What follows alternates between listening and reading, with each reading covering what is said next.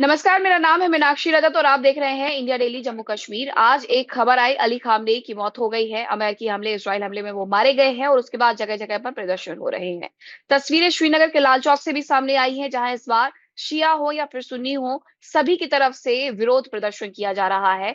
और इसी पर हम करेंगे चर्चा। मेरे साथ मल्लिका पांडे जुड़ी हुई हैं, विदेश मामलों की जानकार है, और डॉक्टर दीवान भी मेरे साथ जुड़ने वाले हैं, कमांडर हैं और रक्षा विशेषज्ञ के तौर पर। उनसे हम समझेंगे कि आखिरकार जब दुनिया भर में प्रदर्शन हो रहे हैं, तो इस दौरान जम्मू कश्मीर से, श्रीनगर से ऐसी तस्वीरें जो सामने आती हैं, वो क्या संदेश देती है? तो मल्लिका, सबसे पहले आप ही ये बताइएगा कि ये क्या संदेश देने की कोशिश की जा रही है? क्योंकि अगर हम बात करें तो एक तरफ कश्मीर हमेशा से ये कहा जाता है कि सुन्नी बहुल है, शिया वहां पर अल्पसंख्यक है, लेकिन जो आयतुल्ला अली खामनेई हैं वो शिया थे।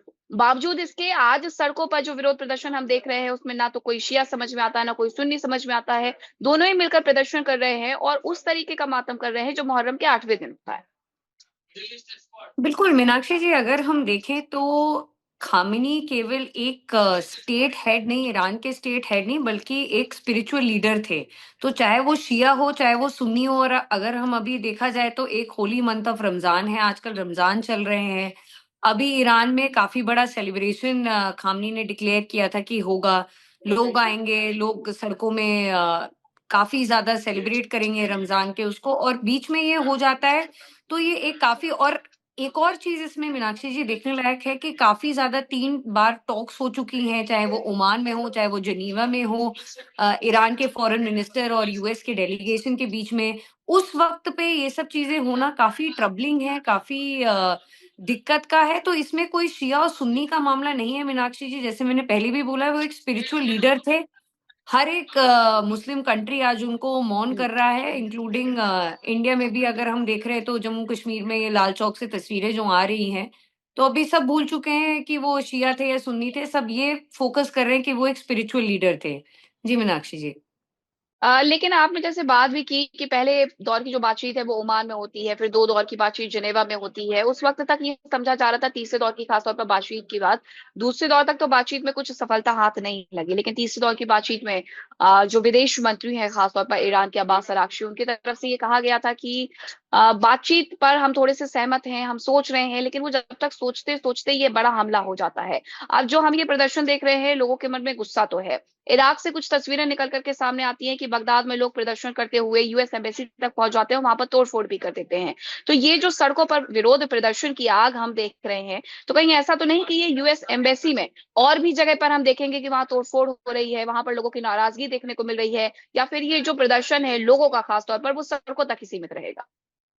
देखिए मीनाक्षी जी, जो पहले आपका जो पॉइंट था वो एकदम सही था कि हम देख रहे थे कि टॉक्स हो रही हैं, यूरेनियम एनरिचमेंट पर बात हो रही है। कहीं न कहीं ईरान भी एग्री कर रहा था चीज़ों से यूएस डेलीगेशन के साथ। विटकॉफ और जैरेड कुशनर जो दामाद हैं यूएस प्रेसिडेंट के, वो इस डेलीगेशन में मौजूद थे। काफ़ी अच्छी टॉक्स चल रही थी। In fact third round of talk में काफ़ी चीज़ें ईरान भी मान गया था, यूएस भी मान गया था। उसके बीच में ये आना काफ़ी ट्रबलिंग है। तो कल मैं उनके फॉरेन मिनिस्टर का ये बयान पढ़ रही थी कि ये वर्स्ट टाइमिंग हो सकता था, जब चीजें ठीक हो रही थी तब यूएस ने आके हमला कर दिया। दूसरी चीज ये देखने लायक है, अगर हम एनालाइज करें तो सबसे पहले ईरान कहीं ना कहीं ये बोल रहा था कि हम पहले अटैक नहीं करेंगे। हम्म। यूएन में भी ईरान बार बार, यूएन सिक्योरिटी काउंसिल की मीटिंग्स में ईरान के एम्बेसडर बार बार बोले जा रहे थे कि हम पहले अटैक नहीं करेंगे, बट हम तब अटैक करेंगे अगर हमारे ऊपर कोई अटैक होता है तो और यूएन सिक्योरिटी काउंसिल में एक और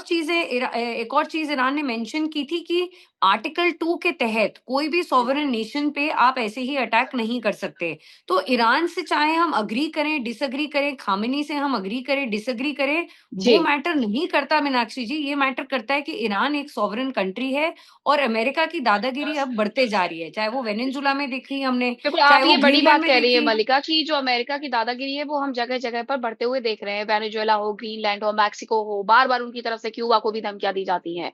कमांडर डॉक्टर भूषण हमारे साथ जुड़े हुए हैं। कमांडर, अगर इस परिस्थिति की बात की जाए तो क्या ये युद्ध अभी और ज्यादा एस्केलेट होगा?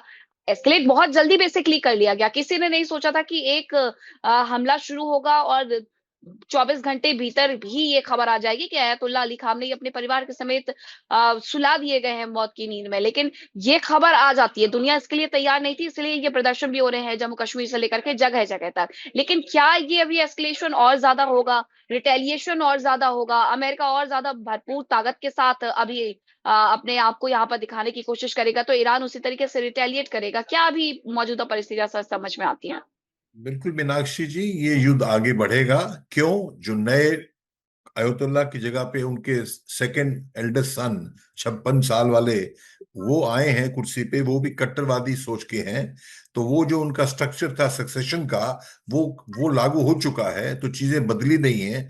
और इन्होंने जो उनके पुत्र आए हैं, सुपुत्र आए हैं, तो उन्होंने भी अपना जलवा दिखाना है।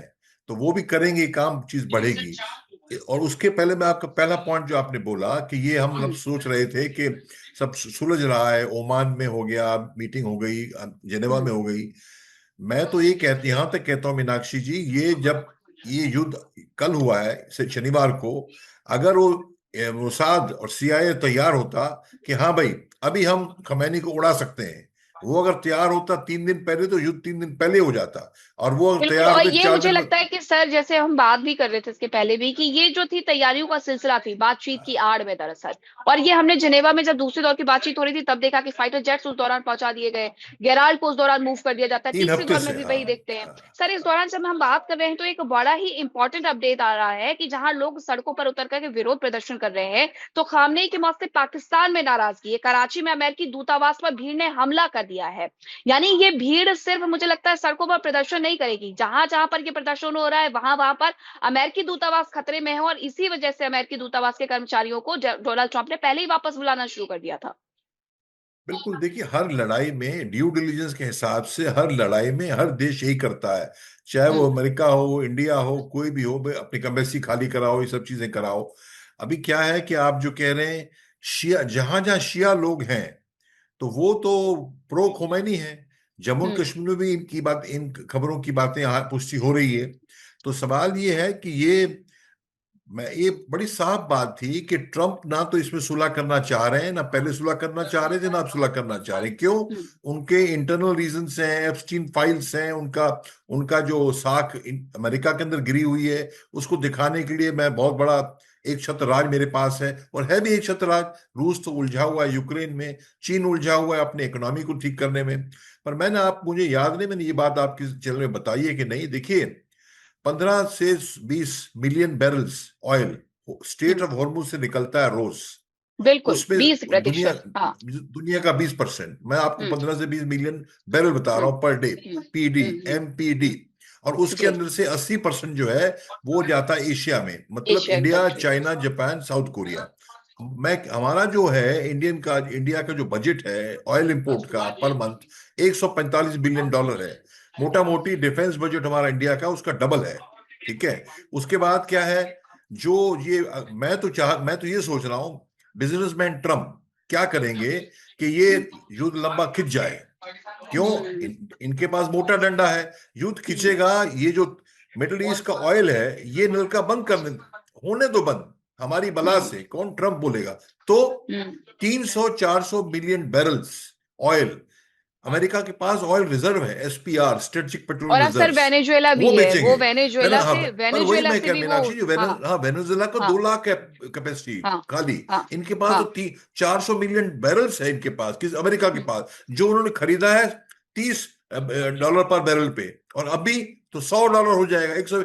अब ये बेचेंगे, तो ये ये तो बिल्कुल दो तीन। बढ़ेगा सर, बिल्कुल सही बात कर हाँ, रहे हैं जब आप कि बढ़ेगा तो ये वो उसको कल बेचेंगे कल वो। से कल से ये बिल्कुल 70 हो देखने गया, को मिल 72 हो जाएगा। गया। और हाँ। अमेरिका पूरे वर्ल्ड के इकोनॉमी के साथ खेलते हुए किस तरीके से नजर आ रहा है, ये कहना हाँ। गलत नहीं होगा। इस सब के बीच में मलिका, खबर ये भी है कि महबूबा मुफ्ती और उमर अब्दुल्ला की तरफ से शोक जता दिया गया है अयातुल्ला अली खामनेई की मौत को लेकर के। अयातुल्ला अली खामनेई को लेकर के समर्थन तो जम्मू कश्मीर से हम लगातार देखते रहे हैं। हमने 2025 में भी तस्वीरें देखी थी कि श्रीनगर हो, बडगाम हो, जगह जगह पर प्रदर्शन किए जा रहे थे। इजराइल का पुतला भी आज फूका गया है श्रीनगर पर, लाल चौक पर मातम मनाया जा रहा था। खामनेई की मौत पर प्रदर्शन हर जगह जब इस तरीके से हो रहे हैं मल्लिका, तो क्या ये समझा जाए कि ये प्रदर्शनकारी उग्र भी हो जाएंगे कई जगह पर? क्योंकि ऐसी खबरें भी है कराची से लेकर के बगदाद तक। बिल्कुल, मीनाक्षी जी देखिए, कहीं न जैसे मैंने पहले भी बताया कि खामेनी केवल एक स्टेट हेड नहीं, बाकायदा एक स्पिरिचुअल लीडर थे। तो अभी हमने बीच में देखा कि हमारे प्रधानमंत्री इजराइल जाते हैं, उसके बाद भी इंडिया की एक स्टेट श्रीनगर में आप देखिए कि कितने सारे प्रोटेस्ट हो रहे हैं इजराइल के खिलाफ। तो एक वो एंगल भी है कि रिलीजन से खामेनी एक बहुत ही बड़े लीडर थे, चाहे वो शिया हो चाहे वो सुन्नी हो, कहीं ना कहीं ये इनके मौत के बाद कहीं ना कहीं साथ देखने के लिए नजर आ रहे हैं। दूसरी बात ये मीनाक्षी जी जो बहुत ही इंटरेस्टिंग है वो ये है कि इनके काफी प्रॉक्सीज भी थे। खामेनी ने अपने 1979 से काफी ज्यादा डेवलप किए प्रॉक्सीज, चाहे वो हिजबुल्लाह हो, चाहे वो हुतीज हो, चाहे वो हमास हो, ये सबको मीनाक्षी जी बहुत ज्यादा फंडिंग ईरान ने की है खामेनी के टाइम पर। तो हम देखते हैं पिछली बार हुतीज ने धूल चटा दी थी रेड सी में अमेरिका को, कितने सारे अमेरिकी उसमें मारे गए। तो ये हुतीज किसने फंड किए? सब ईरान ने फंड किए हैं। तो हुतीज भी अभी हम एक्टिव देख रहे हैं और रेड सी से भी हम देखते हैं कि काफी ज्यादा ट्रेड होता है। जैसे कमांडर सर ने भी बताया कि 20% जो हमारा है पूरा एशिया का तेल ये स्ट्रेट ऑफ हॉर्मूज से आता है, जो बहुत केपेबल है ईरान बंद करने के लिए। अभी अपने नेवल एक्सरसाइज में भी हमने देखा कि स्ट्रेट ऑफ हॉर्मूज में काफी ब्लॉकेड किया था ईरान ने। तो ग्लोबल प्राइसेस जो हैं वो एकदम बढ़ जाएंगे कहीं ना कहीं। तो ये एशियन कंट्रीज को सीधे सीधे तौर पर हिलाने की कोशिश भी है मलिका, कि आप देखिए अब अगर मैं चाइना की बात करूं, मैं इंडिया की बात करूं, तो सबसे तेजी से बढ़ती हुई इकोनॉमी है, लेकिन अगर आप वहां से आने वाला हॉर्मुज स्ट्रेट से आने वाले तेल को ही रोक देंगे, उसकी खपत को ही रोक देंगे, तो बिल्कुल यहाँ पर भी हालात तो थोड़े से तो ऊपर नीचे होंगे, क्योंकि अभी कोई नहीं जानता है कि कब तक ये युद्ध जारी रहने वाला है, कब ये युद्ध समाप्त होगा। और हॉर्मुज स्ट्रेट को बंद करने की धमकियां पहले से ईरान की तरफ से दी गई हैं, उनकी तरफ से वहां पर द्वीपों पर तैनाती कर दी गई है। तो हो सकता है कि हॉर्मुज स्ट्रेट को लेकर के बहुत जल्दी अपडेट आ जाए कि वहां से सब कुछ बंद हो गया है और तेल की किल्लत दक्षिण एशियन जो कंट्री है वो उठाते हुए नजर आ सकती है। बहरहाल इन सब के बीच में विरोध प्रदर्शन की आग जगह जगह पर देखने को मिल रही है। मलिका जी बहुत बहुत धन्यवाद आपका हमारे साथ जुड़ने के लिए। कमांडर डॉक्टर भूषण भी हमारे साथ जुड़े हुए, तो उनका भी बहुत बहुत धन्यवाद। जम्मू कश्मीर में आखिरकार किस तरीके से ये विरोध प्रदर्शन हो रहा है उसकी तस्वीरें मैं लगातार आपको दिखाते रहूंगी। इंडिया डेली जम्मू कश्मीर पर कहीं मत जाइएगा, बने रहिए हमारे साथ। देखिए इंडिया डेली 24/7 अब आपकी स्मार्ट टीवी पर। इंडिया डेली मौजूद है सभी डिजिटल प्लेटफॉर्म पर लाइव और लगातार। इंडिया डेली 24/7 हर दिन राष्ट्र को समर्पित।